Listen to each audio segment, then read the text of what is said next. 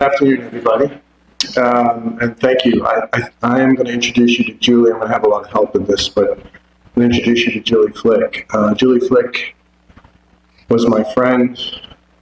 She was my confidant, mentor, and she was my boss. And I had 3 distinct relationships with her over time that could not be more valued to anybody. Julie, after a long battle with cancer, passed away just about 5.5 years ago. And her wishes were to have no fanfare. But the Flik community and the people that knew Julie, friends, were just pretty outraged that we weren't going to get a chance to celebrate her life. And after a lot of insistence, we did celebrate Julie. And the thing about it was, all of the people that came from across the country to recognize Julie was how much meaning they had to having had that relationship. Because if you knew Julie, she was the most selfless individual you could run across. She was a master questioner and a master deliverer on the way forward.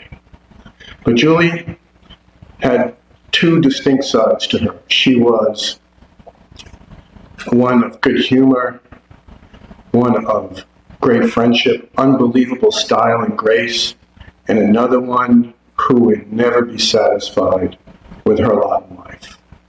She was the kind of person that could navigate through the most successful and extraordinary circumstances, bring us all together, and ask how we're going to be better. That was Julie Flik. So over the time and over the course of years, Julie started her hospitality career digging clams in Long Island seashore and selling them for 25 cents a dozen. That was her foray into hospitality. And the thing about it is, that's really hard work to sell for 25 cents. And if you've had clams right out of the ground, you'll never forget them. So I'm guessing she had a lot of repeat customers as she started off in her business travels. Starting a company in 1971 with Rudy Flik at Sarah Lawrence College, where Rudy would be the chef in all things culinary.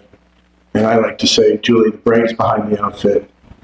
Julie also raised a family at the same time. And the culture that Julie was able to drive into an organization and just steer it became the platform and the foundational success for Flik.